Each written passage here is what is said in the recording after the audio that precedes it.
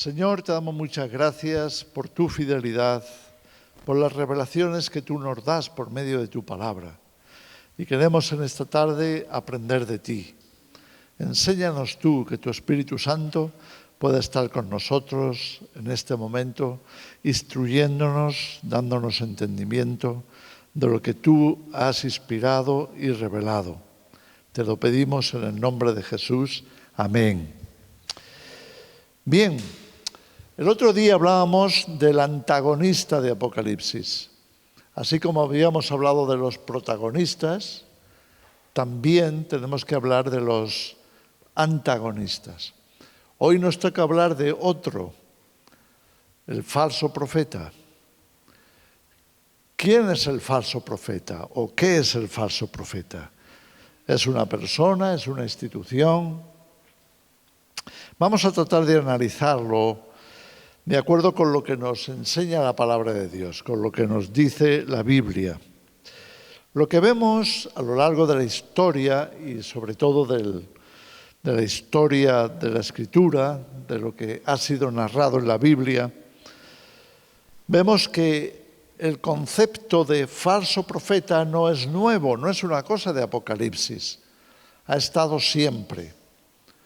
Podemos encontrar falsos profetas a lo largo de la historia de Israel.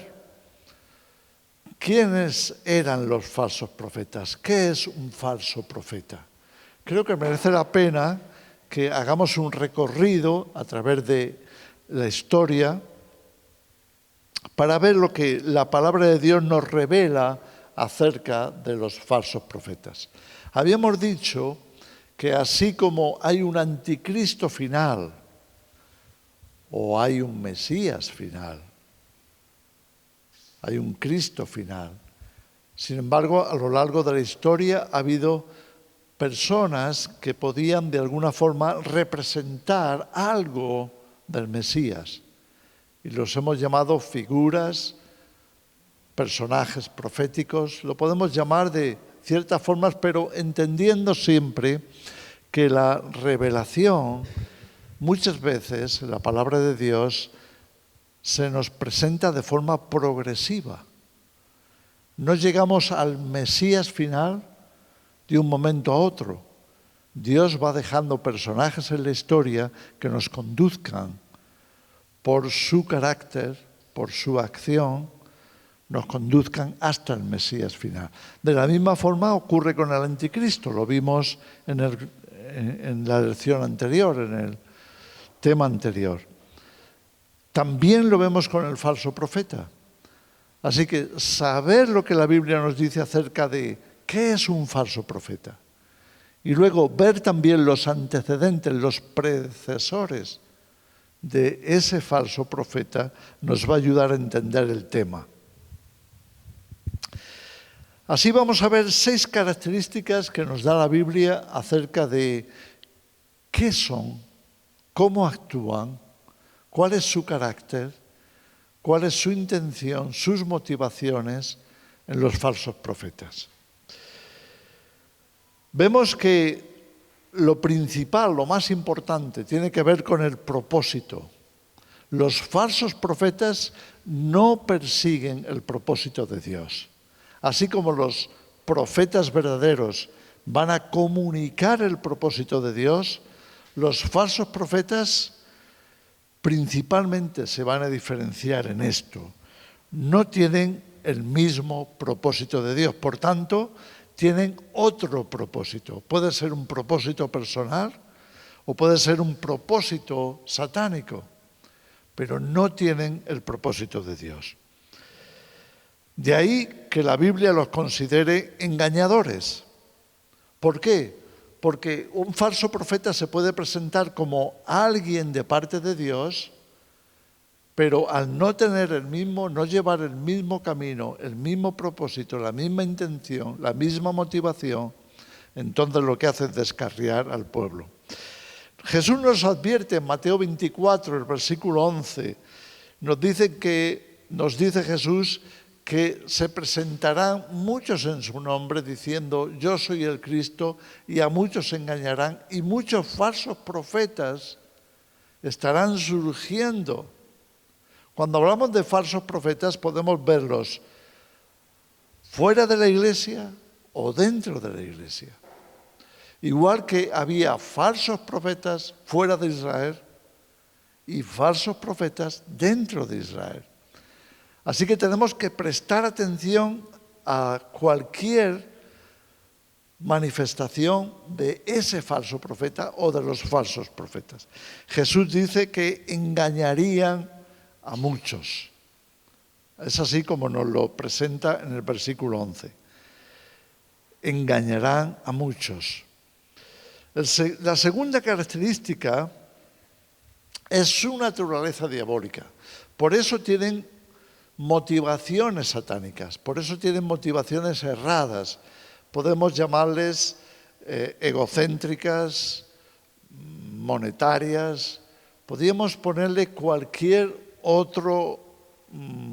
otra palabra, otro concepto ahí en cuáles son las motivaciones de un falso profeta y cómo Satanás los utiliza.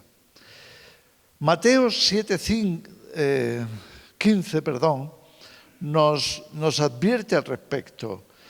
Jesús dice, cuidado con los falsos profetas que vienen vestidos o cubiertos de pieles de ovejas, pero por dentro no son ovejas. ¿Qué son? Lobos rapaces. Por tanto, ahí vemos cómo puede haber una apariencia y una motivación distinta.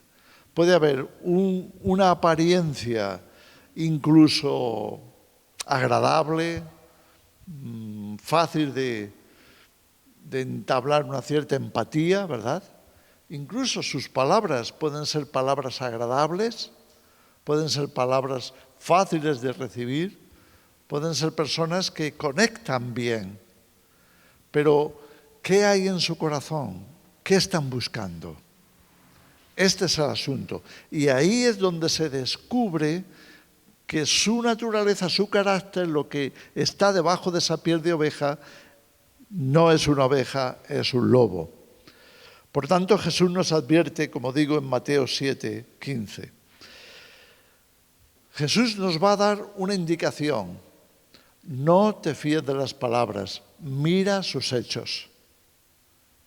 Los falsos profetas al final se van a revelar, se van a manifestar como falsos, no tanto por sus palabras, que también pueden ser muy engañosas, sino por su forma de vida, su carácter, su actitud, sus obras. Punto número 3. Los falsos profetas pueden hacer también milagros, señales engañosas. Pueden hacer cosas que parecen como, wow, esto es de Dios. ¿Pero realmente es de Dios? Cuidado con esto. También Jesús lo advierte en Mateo 24, versículo 24. Al indicar que estos falsos profetas harán señales, milagros, prodigios, todo lo que podríamos pensar como algo que fuera divino, que pudiera venir de Dios.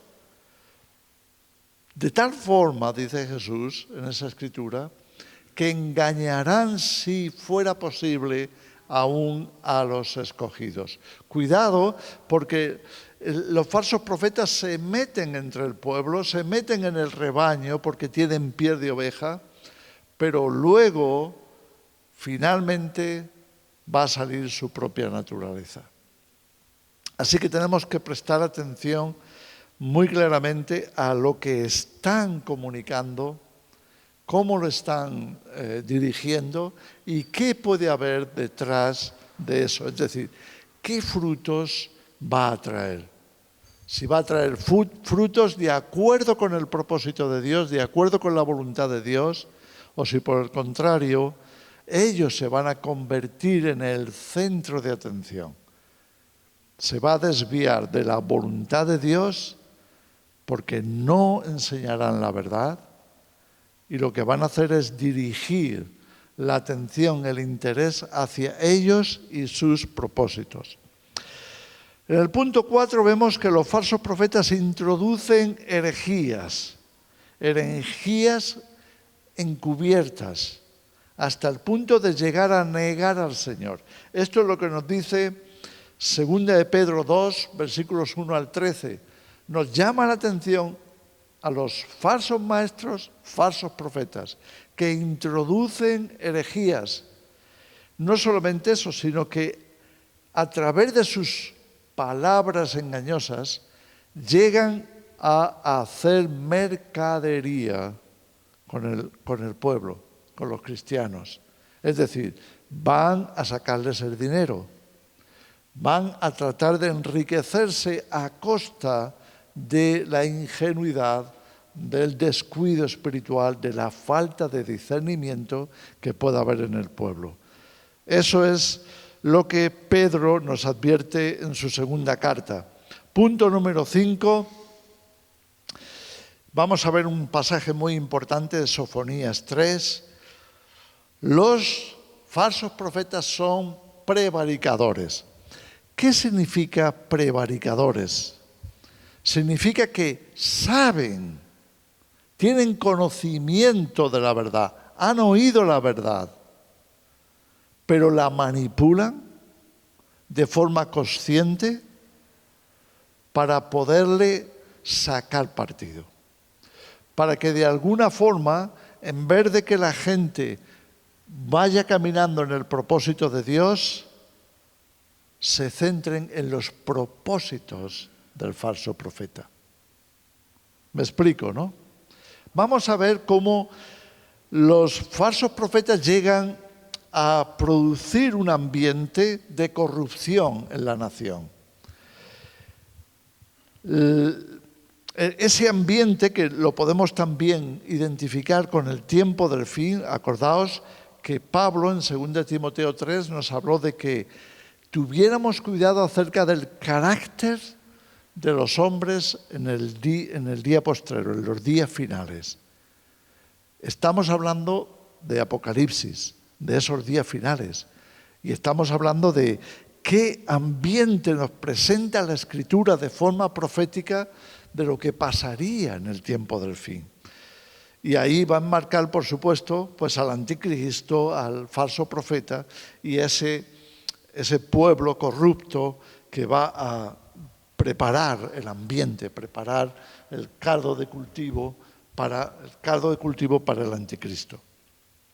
Vamos a Sofonías capítulo 3.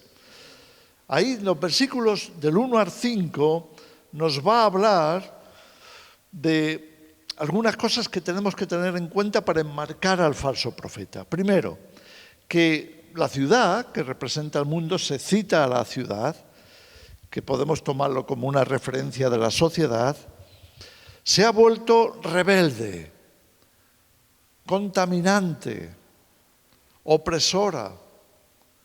Ya no se acercan a Dios. Ahora solamente están detrás de cumplir sus deseos, sus propósitos. Ya no buscan la voluntad de Dios. Ahora buscan hacerse ellos grandes, hacerse ellos importantes. Esa ciudad que representa al mundo nos escenifica el mundo en el tiempo del fin. Nos habla de príncipes. ¿Y qué dice de los príncipes? De los gobernantes. Nos dice que son leones rugientes. Y ya sabemos lo que la Escritura dice acerca de los leones rugientes. Satanás es un león que ruge buscando a quien devorar. De la misma manera, los gobernantes que se nos describen aquí buscan también su interés. Están dispuestos a devorar a quien sea para lograr su propósito. Por tanto, los príncipes son devoradores, leones rugientes. Los jueces, fijaros lo que dice, son lobos nocturnos. Es decir, están aprovechando la oscuridad para hacerse de su presa. Los jueces son prevaricadores, son malvados, son corruptos. Lo que nos está representando Sofonías está directamente relacionado con el ambiente del tiempo del fin. No esperemos justicia, no confiemos en los gobernantes, porque realmente se están valiendo de su poder, de su posición para enseñorearse, pero de una forma satánica, maligna. Son leones rugientes y la justicia se ha pervertido y se han vuelto lobos rapaces. Es increíble cuando vemos algunos informes periodísticos, algunos reportajes, algunas querellas, de cómo han encontrado a los jueces que pueden estar en el Tribunal Supremo, pueden estar en cualquier despacho, cualquier juzgado, y los han encontrado en plena corrupción pederasta, que han estado visitando prostíbulos de menores, chicas o chicos, y los han pillado infraganti. ¿Qué hace la justicia? ¿Qué hacen los jueces en esa situación? Revelando que son lobos nocturnos. Es lo que nos dice Sofonías. Ahora, señala a los profetas. ¿Y qué dice de ellos? Los profetas son prevaricadores. Ellos saben muy bien lo que hacen. Los falsos profetas son prevaricadores. No lo están haciendo porque pobrecito está engañado, no.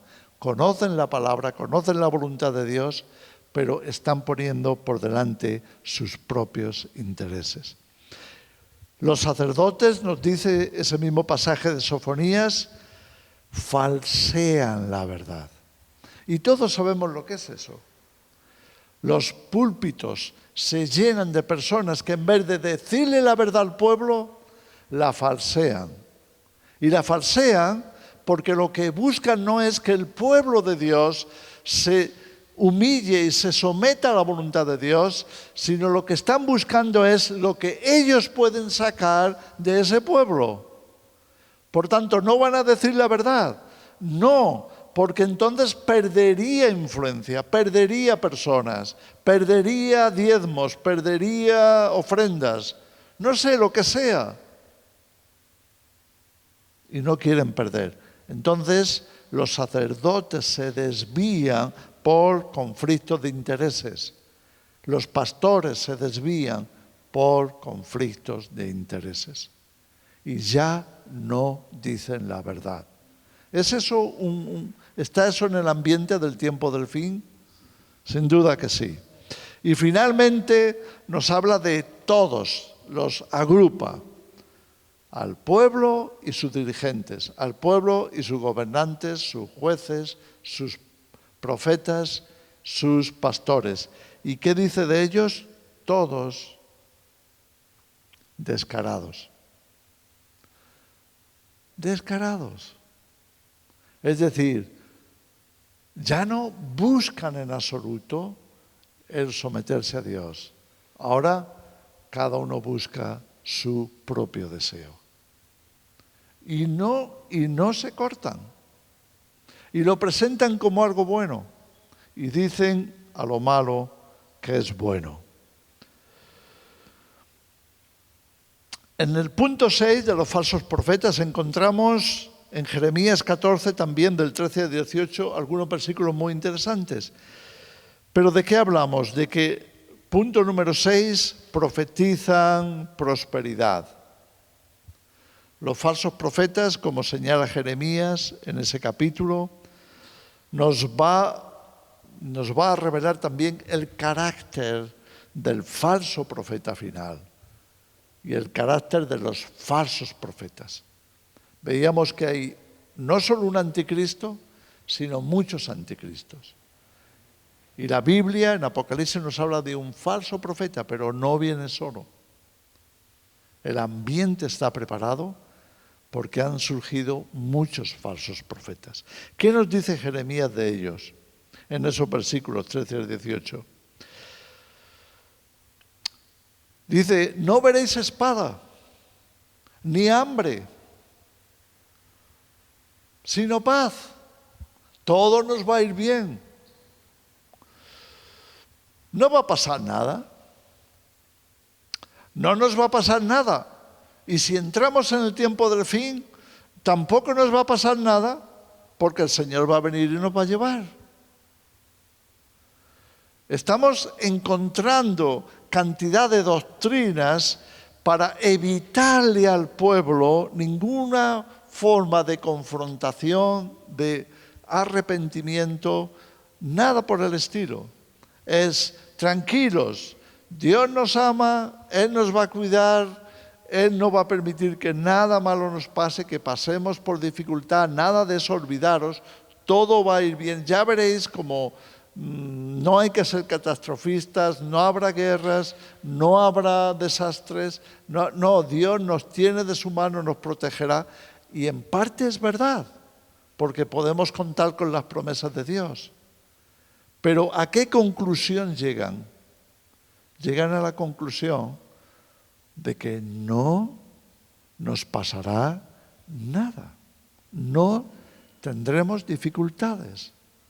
No veremos crisis, no habrá sufrimiento, no habrá tribulación, no habrá nada. ¿Es eso lo que Dios va a respaldar? No.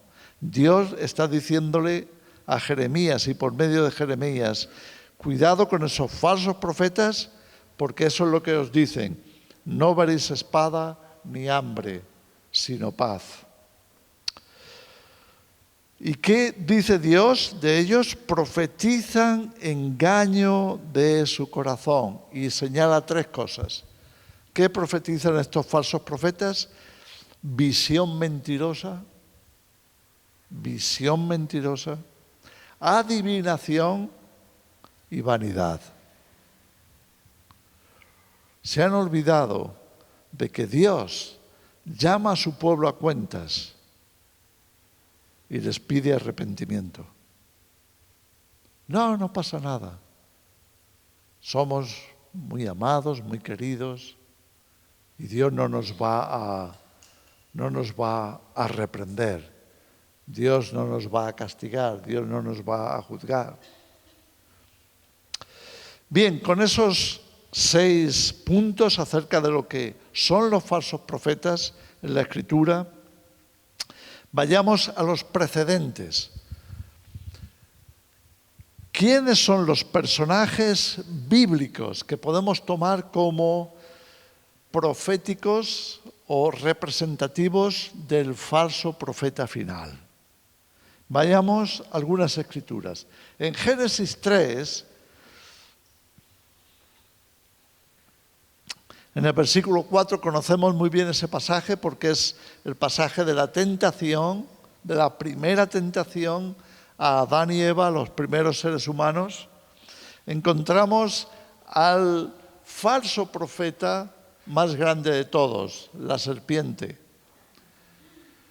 ¿Verdad? ¿Qué dice el falso profeta a Adán y Eva? No moriréis. Dios había dicho, si tomáis de ese fruto, moriréis. Y aquí viene el falso profeta para decir, no moriréis. ¿Qué estaba buscando la serpiente? ¿El interés de Dios? ¿Lo que Dios tenía en su corazón para sus criaturas, sus hijos? No. Él estaba buscando otra cosa. Y eso les lleva a profetizar falsamente. No moriréis. Y luego nos dice algo también muy interesante. Seréis como Dios. Permitidme hacer un punto que creo que es importante respecto al falso profeta en el tiempo del fin. Él va a llevar estas dos expresiones satánicas, no moriréis, seréis como Dios, a sus últimas consecuencias. Se llama transhumanismo. El falso profeta es un fiel creyente del transhumanismo. Es un representante máximo, podríamos decir, de todo lo que la ciencia está buscando para conseguir esas dos cosas. Que el ser humano se crea que no va a morir y que el ser humano se convenza de que será como Dios. Así que ahí tenemos de pronto un precedente satánico, la serpiente, que viene a representar lo que va a perseguir Satanás a lo largo de toda la historia y va a conducir a la humanidad en esa dirección. Pasamos a otros precedentes y tenemos a Balaam y tenemos a Jezabel. ¿Por qué a Balaam y Jezabel? Bueno, lo encontramos en Apocalipsis capítulo 2. Jesús está señalando a las iglesias y cuando llega a la iglesia de Pérgamo, cuando señala algunos vicios que se han metido en las iglesias, pero cuando señala en este caso a la iglesia su problema, les dice, tenéis dos falsos profetas. Tenéis a un falso profeta, que es Balaam, que enseñaba a Balac, el rey, enemigo de Israel, le enseñaba a atrapar el alma, el corazón de los israelitas por medio de las apetencias sexuales, las desviaciones sexuales, la corrupción sexual y a comer lo ofrendado, participar de lo ofrendado a los ídolos. Esas dos cosas, comer lo sacrificado a los ídolos y la fornicación, van a ser los instrumentos de estos dos, Balaam y Jezabel. Y Dios va a señalarlos como espíritus operativos en el tiempo del fin. En el tiempo del fin, la iglesia, no solo la iglesia, el mundo también, pero la iglesia va a estar siendo atacada por todo lo que significa corrupción sexual, perversión sexual. Todo lo que tiene que ver con la sexualidad va a ser utilizado por esos espíritus de falsos profetas, Balaam y Jezabel. Dice en Apocalipsis 2:20 que enseña y seduce a mis siervos, dice Jesús, enseña y seduce a mis siervos a fornicar y a comer, a participar de la idolatría, de lo sacrificado a los ídolos.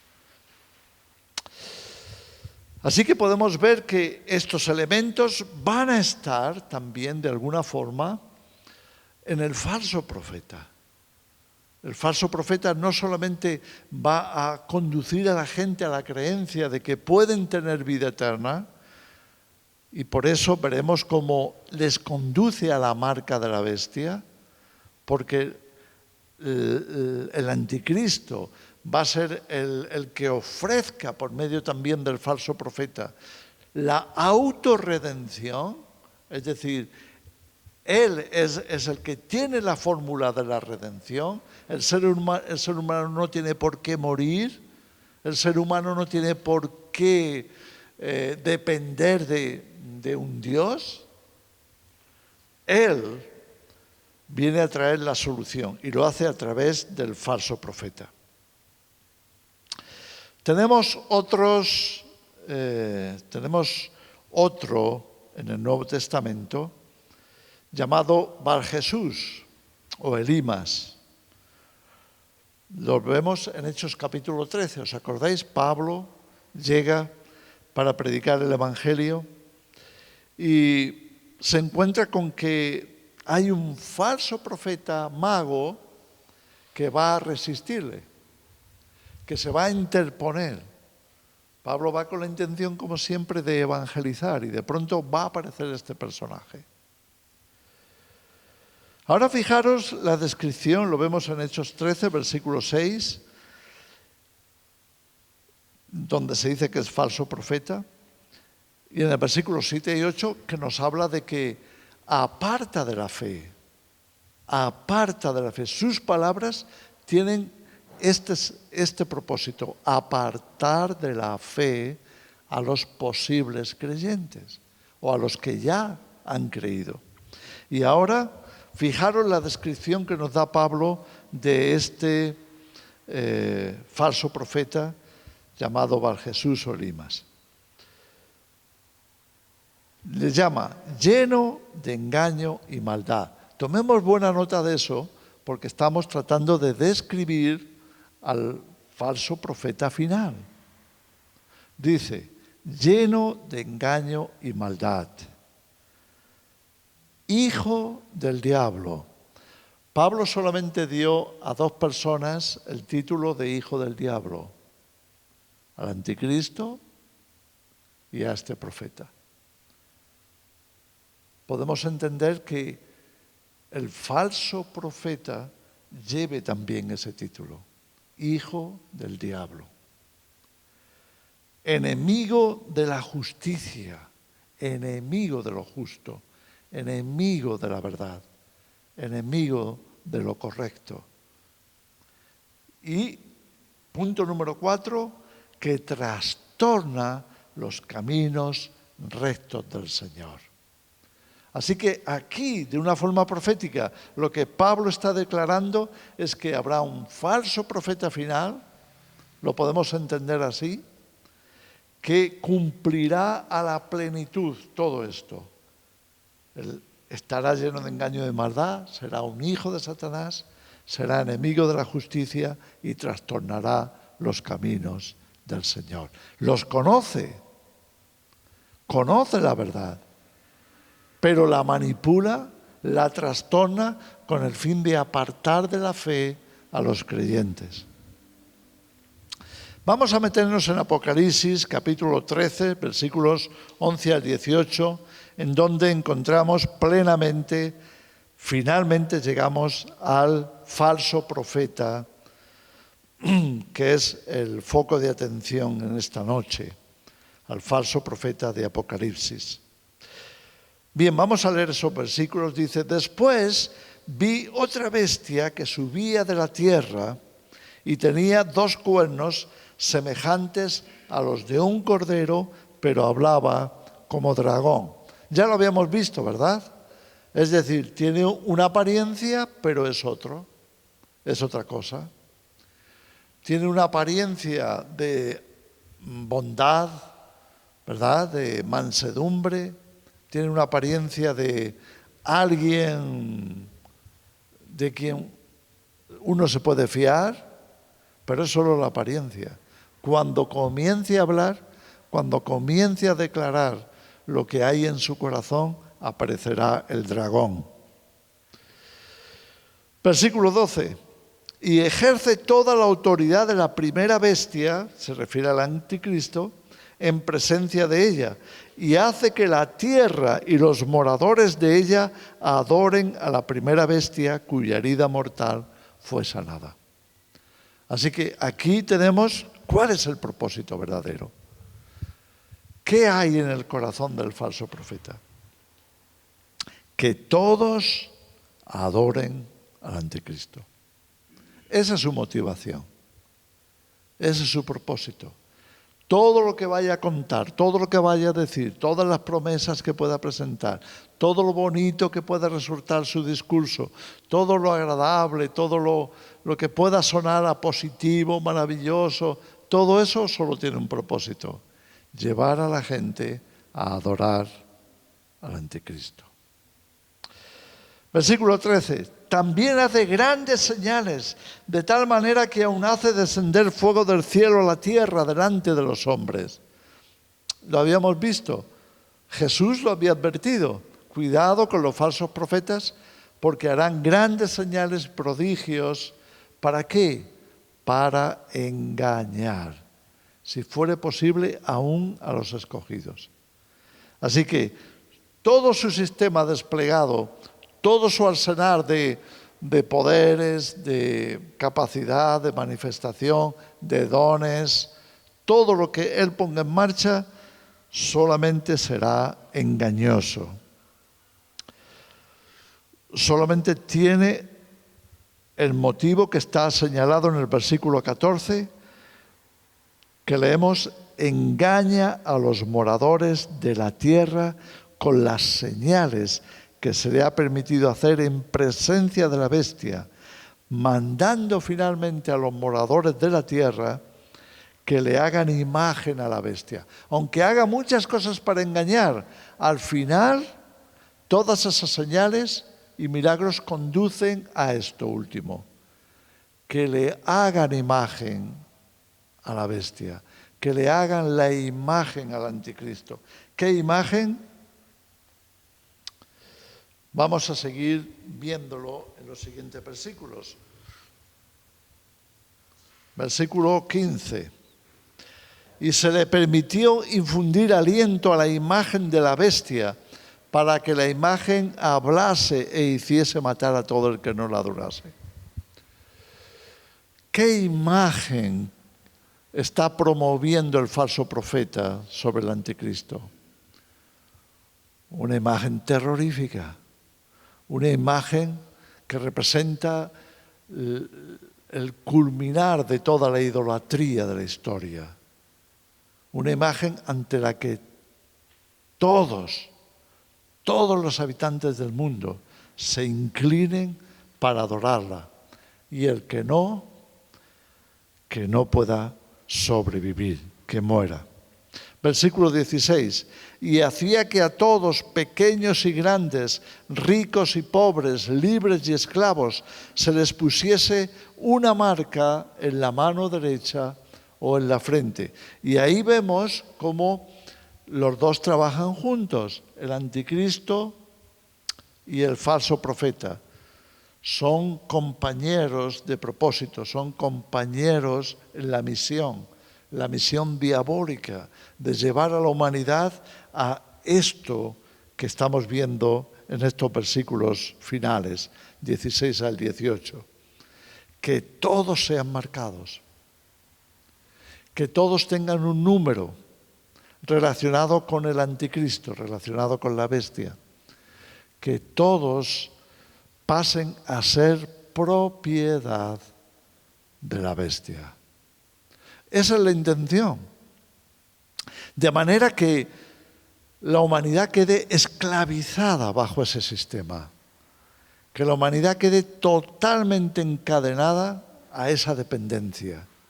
Ya no se podrá comprar ni vender. Leemos en el versículo siguiente, el 17, que ninguno pudiese comprar ni vender, sino el que tuviese la marca o el nombre de la bestia o el número de su nombre. Tienes que tener la marca de tu dueño. Tienes que entregar tu alma. Tienes que entregarle tu mente, tu cuerpo. Ya no vas a ser tú, ya no vas a ser tuyo. Ahora tienes un dueño y él es el que controla tu vida, controla tu mentalidad, controla tu pensamiento, tus emociones, controla tus sentimientos, controla tu cuerpo, de manera que te podrá matar cuando él lo desee. Estarás marcado para ser propiedad del Estado, propiedad del sistema, propiedad del aparato del anticristo. Su aparato político lo querrá, como ya vimos en el gobierno mundial del anticristo, será global y pretenderá tenerlo todo, absolutamente a cada ser humano, bajo total control. Aquí es sabiduría, termina el capítulo 13 de Apocalipsis. El que tiene entendimiento cuente el número de la bestia, pues es número de hombre y su número es 666. Nos quiere llevar el falso profeta a ese punto, donde la marca del anticristo, el 666, esté en cada individuo. No sea solo la marca o el nombre o el número del anticristo, sino que pase a ser el número, la marca de referencia de cada ser humano. Ese es todo el propósito del falso profeta. Entendemos, por tanto, por qué la Biblia, por qué el Señor nos advierte de los falsos profetas y finalmente del falso profeta del fin, del falso profeta que trae lo último en idolatría, lo último en control. Bien, y vamos a terminar, como solemos hacer con todos los estudios, en una referencia al 666. Vamos a Deuteronomio capítulo 26 y vamos a ver los versículos 6 y 16. Deuteronomio capítulo 26, comenzamos con el versículo 6 y ahora vamos a entender qué relación tiene esto con el anticristo, con la bestia, con el falso profeta, con el desarrollo final de lo que llamamos el tiempo del fin. Dice así el versículo 6, y los egipcios nos maltrataron y nos afligieron y pusieron sobre nosotros dura servidumbre. Veíamos que el faraón era un antecesor, un precedente del anticristo. Y lo vemos como el anticristo busca esclavizar.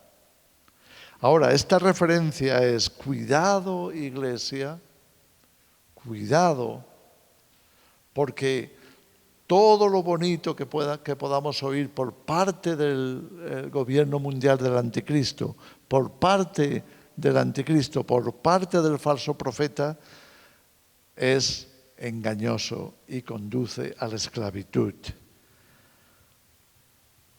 El versículo 7 dice, y clamamos al Señor, el Dios de nuestros padres, y el Señor oyó nuestra voz y vio nuestra aflicción, nuestro trabajo y nuestra opresión, y Dios nos sacó de Egipto con mano fuerte, con brazo extendido, con gran espanto y con señales y con milagros. Y nos trajo a este lugar y nos dio esta tierra, tierra que fluye leche y miel. Todo eso va en el mismo sentido, proféticamente hablando, de lo que vamos a vivir en el tiempo del fin. Un faraón que quiere esclavizarnos, que ya ha empezado a esclavizar a la humanidad, que ya está imponiéndose y ya está desarrollando estrategias para lograr esa esclavitud completa de todos y cada uno de los habitantes del mundo a él, pero nosotros tenemos a Dios a quien clamar y sabemos que Él nos librará, sabemos que Él nos llevará a la tierra prometida, sabemos que Él vendrá y nos rescatará. Pasamos al versículo 16 y encontramos algo muy interesante. Es el Señor tu Dios te manda hoy que cumplas estos estatutos y decretos. Cuida pues de ponerlos por obra con todo tu corazón y con toda tu alma. Cuando hablamos del tiempo del fin y hablamos de la aflicción, de la gran tribulación, tenemos que entender que si Dios permite esa tribulación, si Dios permite ese sufrimiento, esas amenazas que vamos a estar viviendo en el tiempo del fin, lo que Dios persigue y por lo cual lo permite es limpiar el corazón de su pueblo. Porque Dios nos ha llamado a tener una comunión íntima con Él, que no es solamente algo relacionado con la adoración ritual, sino a la vida completa. Que en nuestros corazones estemos unidos a Él, para que podamos, como dice ahí esta escritura, poner por obra su palabra con todo nuestro corazón, con toda nuestra alma.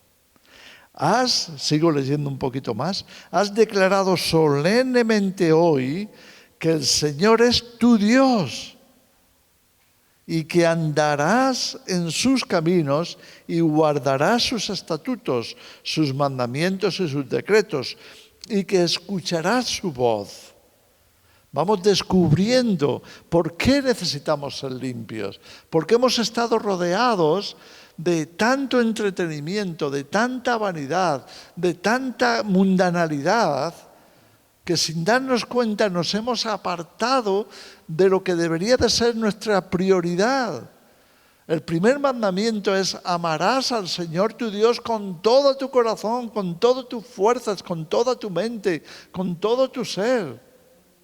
Pero nos hemos alejado de eso, nos hemos apartado de eso, hacia el mundo, hacia otros intereses, hacia el egoísmo. Podemos poner muchas cosas de tropiezo. Pero Dios nos va a quitar todo eso en el tiempo del fin.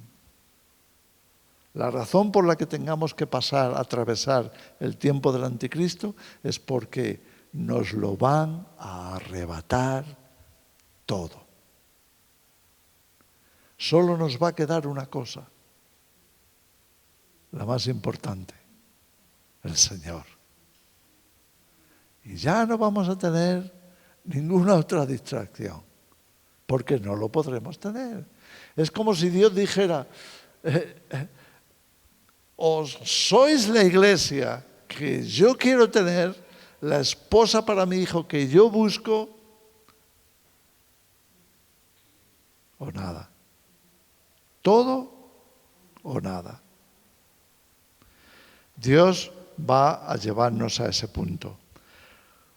Y el Señor ha declarado hoy que tú eres pueblo suyo, de su exclusiva posesión. ¿Podemos entender eso? Pueblo suyo, de su exclusiva posesión. No es de nadie más.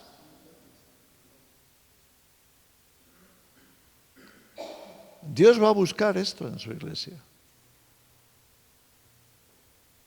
Y tendremos el 666 como la amenaza, porque no nos quedará otra. O estamos limpiando nuestro corazón para centrarnos sola y exclusivamente en nuestro Señor, o tenemos la otra opción, el 666. Pero lo que Dios persigue es esto: que seamos de su exclusiva posesión, como te lo ha prometido, para que guardes todos sus mandamientos, a fin de exaltarte sobre todas las naciones que hizo, para loor y fama y gloria, para que seas un pueblo santo al Señor tu Dios, como Él lo ha dicho. No hay otra iglesia. Al final solo habrá esa iglesia verdadera. La iglesia que es solo para el Señor, para nadie más. Somos su pueblo, somos su novia, su esposa, somos exclusivamente para Él, de Él y para Él. ¿Amén? ¿Podemos quedarnos con eso? Padre, te damos las gracias por tu palabra, por habernos permitido una vez más estar aquí estudiando las Escrituras y conociendo un poco mejor la revelación acerca de lo que nos depara el futuro, de lo que ya vemos a nuestro alrededor, de lo que está llegando. Ayúdanos, Señor, a atravesar este tiempo, esta época con esto en nuestros corazones. Queremos ser limpios, queremos ser renovados. Queremos ser purificados como la plata, como el oro, para que se vayan las escorias, las impurezas, para que quedemos plenamente dependientes, prendidos de ti, exclusivamente para ti. Y te damos las gracias, Señor, por darnos ese privilegio. En el nombre de Jesús. Amén. Amén. ¿Preguntas?